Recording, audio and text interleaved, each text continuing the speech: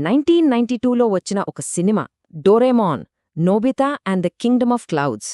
పేరు వినగానే చూడగానే ఇదొక మామూలు కలర్ఫుల్ కార్టూన్ అనుకుంటాం. కానీ అసలు విషయం అది కాదు. దీని లోకల పర్యావరణ తీవ్రవాదం, మనుషుల స్వార్థం, దురాశ ఇలాంటి చాలా సీరియస్ అంశాలతో కూడిన ఒక డిస్టోపియన్ కథ దాగుంది. నమ్మశక్యంగా లేదు కదా? పదండి ఈరోజు దీని గురించే లోతుగా చర్చిద్దాం. సరే, ముందుగా మనం ఏం చూడబోతున్నామో ఓసారి చూద్దాం. మొదటగా మేఘాలలో ఒక రాజ్యం ఎలా మొదలైందో తెలుసుకుందాం. ఆ తర్వాత ఆకాశంలో ఉండే ప్రజల గురించి, భూమిని ముంచేసేవాళ్ల ప్లాన్ గురించి, అసలైన విలన్లు ఎలా బయటపడ్డారో, చివరిగా ఒక హీరో త్యాగం, ఆ తర్వాత మిగిలిన ఆశ గురించి, ఇలా ఒకదాని తర్వాత ఒకటిగా ఈ కథలోని ప్రతి మలుపును చూద్దాం. రైట్, ఇక మొదటి భాగానికి వద్దాం.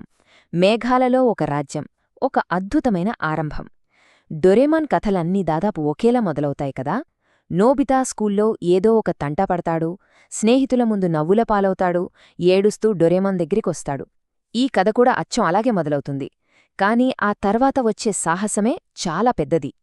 అసలీ కథంతా ఎక్కడ మొదలైందంటే, నోబితా అడిగిన ఒక్క చిన్న చాలా అమాయకమైన ప్రశ్నతో. అదేంటంటే, నిజంగా స్వర్గముందా? అంతే. ఈ ఒక్క ప్రశ్న, ఈ ఒక్క ఆలోచనే వాళ్లను భూమిని వదిలి ఆకాశంలో వాళ్లకంటూ ఒక సొంత ప్రపంచాన్ని, ఒక రాజ్యాన్ని కట్టుకునేలా చేసింది. ఇక నోబితా అడిగాడు, డోరేమోన్ కాదంటాడా? వెంటనే తన 22వ శతాబ్దపు పాకెట్లోంచి అద్భుతమైన గ్యాడ్జెట్స్ తీశాడు. అసాధ్యమనుకున్నదాన్ని సుసాధ్యం చేశాడు.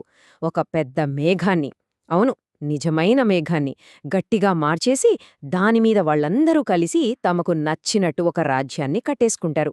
భలే ఉంది కదా ఆలోచన. సెక్షన్ 2, ఆకాశ ప్రజలు. మనకు తెలియని మరో ప్రపంచం. అంతా హాయిగా వాళ్ల మేఘరాజ్యంలో ఆడుకుంటూ ఎంజాయ్ చేస్తున్న టైంలో వాళ్లకు ఒక షాకింగ్ నిజం తెలుస్తుంది. అదేంటంటే, ఈ ఆకాశంలో వాళ్లు ఒంటరి కాదు, ఇంకెవరో ఉన్నారు. ఇక్కడి నుంచే కథ అస్సలు మలుపు తీసుకుంటుంది. నోబితా వాళ్లు అనుకోకుండా ఆకాశంలో నివసించే ఓ కొత్త నాగరికతను కనిపెడతారు. వాళ్లే స్కై పీపుల్, లేదా సింపుల్గా చెప్పాలంటే ఆకాశవాసులు. వీళ్ళెవరో తెలుసా? ఎప్పుడో ప్రాచీన కాలంలో భూమిమీది నుండి ఆకాశానికి వలసొచ్చేసిన మనుషుల వారసులు. మేఘాల మధ్యలో దాక్కొని వాళ్లకంటూ ఓ ప్రత్యేక ప్రపంచాన్ని ఏర్పాటు చేసుకున్నారు. టెక్నాలజీలో అయితే మనకంటే ఎన్నో రెట్లు ముందున్నారు. ఓకే, ఇప్పుడు వీళ్ల టెక్నాలజీ చూస్తే మైండ్ బ్లోయింగ్ అనిపిస్తోంది. చూడండి, మేఘాల్ని గట్టిగా మార్చి ఇల్లు కట్టేస్తారు.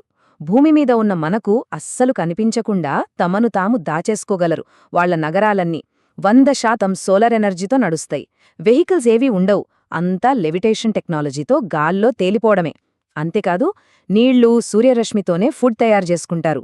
అన్నింటికన్నా ముఖ్యమైన విషయం, భూమిమీద అంతరించిపోయిన జంతువుల్ని వీళ్లు కాపాడుతున్నారు. అంటే ఆలోచించండి, 20వ శతాబ్దపు టెక్నాలజీకి వాళ్ల టెక్నాలజీకి ఎంత తేడా ఉందో. మనం సాధారణంగా సైన్స్ ఫిక్షన్ సినిమాల్లో చూసే క్లౌడ్ సిటీస్కి, డొరేమాన్లోని క్లౌడ్ సిటీకి ఒక పెద్ద తేడా ఉంది. మామూలు సినిమాల్లో అయితే యాంటీగ్రావిటీ లాంటి ఏదో పెద్ద టెక్నాలజీ వాడతారు. కాని ఇక్కడ డొరేమాన్ తన జేబులోంచి తీసిన ఒక సింపుల్, సరదా గ్యాడ్జెట్ అంతే మేఘాన్ని గట్టిగా మార్చేసి తేలియాడేలా చేసింది. ఆ ఫ్యాంటసీ, ఆ సింప్లిసిటీ, అదే డొరేమాన్ స్పెషాలిటీ. 3వ భాగం, భూమిని ముంచేసే ప్రణాళిక. కథలోని చీకటి మలుపు. ఇప్పటిదాకా అంతా సరదాగా, అద్భుతంగా సాగింది. కాని ఇక్కడ నుంచే కథ ఒక్కసారిగా సీరియస్ టర్న్ తీసుకుంటుంది. ఆ ఆకాశ ప్రజల అసలు రూపం, వాళ్ల నిజమైన ఉద్దేశం బయటపడుతుంది. వాళ్లు వేసిన ప్లాన్ పేరు నోవా ప్లాన్. ఏంటా ప్లాన్ అంటే, భూమిమీద భారీ వర్షాలు కురిపించి ఒక పెద్ద వరదను సృష్టించి మొత్తం తుడిచిపెట్టేయాలి. ఎందుకంటే భూమిమీద మనుషులు పర్యావరణాన్ని దారుణంగా నాశనం చేస్తున్నారని వాళ్ల కోపం. సో భూమిని క్లీన్ చేయడానికి వాళ్లు వేసిన ప్లాన్ ఇది. ఈ నోవా ప్లాన్ అనేది ఏదో చిన్న విషయం కాదు. ఇది 3 దశల భయంకరమైన ప్రణాళిక. స్టెప్ 1, భూమిమీద ఒక మహాప్రళయాన్ని, ఒక పెద్ద వరదను సృష్టించడం. స్టెప్ 2, మన ఇల్లు, నగరాలు, మనం కట్టుకున్న నాగరికత మొత్తాన్ని నాశనం చేయడం. ఇక ఫైనల్ స్టెప్ 3, బతికియున్న మనుషుల్ని మళ్లీ రాతియుగానికి పంపించేయడం. అంటే మొత్తం రీసెట్ చేయడం. ఊహించుకోవటానికే ఎంత భయంగా ఉందో కదా. 4వ భాగం, నిజమైన విలన్లు ఎలా బయటపడ్డారు.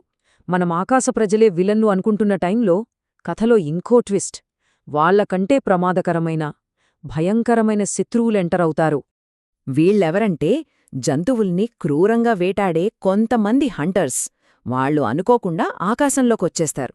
అక్కడ జరుగుతున్న గొడవను చూసి దీన్ని తమకనుకూలంగా మార్చుకుని లాభం పొందాలని చూస్తారు. మొదట్లో వీళ్ళేదో సైడ్ క్యారెక్టర్స్ అనుకుంటాం, కానీ నోబితా రాజ్యాన్ని హైజాక్ చేసి వాళ్లే మెయిన్ విలన్లుగా మారిపోతారు. వీళ్ళొచ్చాక కథ మొత్తం తలక్రిందులవుతుంది. ఇక్కడ మనం ఒక ముఖ్యమైన తేడాను గమనించాలి. స్కై పీపుల్ వాళ్ళు ప్రతినాయకులు, అంటే యాంటాగనిస్. వాళ్ళు చేసేది తప్పే కావచ్చు, కాని వాళ్లకు ఉద్దేశం ఉంది, భూమిని కాలుష్యం నుండి కాపాడాలి అని. కాని ఈ జంతువుల వేటగాళ్ళు, వీళ్ళు పక్కా విలన్లు. వాళ్లకి పెద్ద పెద్ద సిద్ధాంతాలు, మంచి ఉద్దేశాలు ఏమీ లేవు. ఉన్నదల్లా ఒకటే, స్వార్థం, డబ్బుమీద ఆశ, దురాశ, అంతే. ఈ సినిమా మనకు చెప్పేదేంటంటే నిజమైన భయం అదేదో రాక్షసులో, గ్రహాంతరవాసులో కాదు, మనిషిలో ఉండే చెడ్డ ఆలోచనే అన్నిటికన్నా భయంకరమైనది అని. డొరెమాన్ సిరీస్ చరిత్రలోనే ఫ్యూచర్ నుంచో వేరే ప్రపంచం నుంచో వచ్చిన విలన్ కాకుండా మన కాలానికి చెందిన మామూలు మనుషులే అసలు విలన్లుగా ఉండటం ఇదే ఫస్ట్ టైం. ఇది నిజంగా చాలా డార్క్ థీమ్. ఇక చివరి భాగానికి వచ్చేశాం. ఒక హీరో త్యాగం, ఆ తర్వాత మిగిలిన ఆశ. ఈ సినిమా క్లైమాక్స్ ఇది మామూలుగా ఉండదు, చాలా ఎమోషనల్గా, మనం అస్సలు ఊహించని విధంగా ఉంటుంది. ఆ హంటర్స్ స్కై పీపుల్ని బ్లాక్మెయిల్ చేయకుండా ఆపటం కోసం డొరేమాన్ ఒక ఊహించని పని చేస్తాడు. తనను తాను త్యాగం చేసుకుంటాడు. వాళ్ల దగ్గరున్న పవర్ఫుల్ ఆయుధం మీదికి దూసుకెళ్తాడు. డొరేమాన్ పాడైపోతాడు. ఇది డొరేమాన్ ఫ్యాన్స్కి ఒక షాకింగ్ మూమెంట్. సిరీస్లోనే ఇది చాలా పెద్ద, విషాదకరమైన సంఘటన. అయితే కథ ఎక్కడితో అయిపోలేదు. డొరేమాన్ పాడైపోయాడు, ఇక అంతా అయిపోయిందని అనుకుంటున్నప్పుడు ఒక అద్భుతం జరుగుతుంది.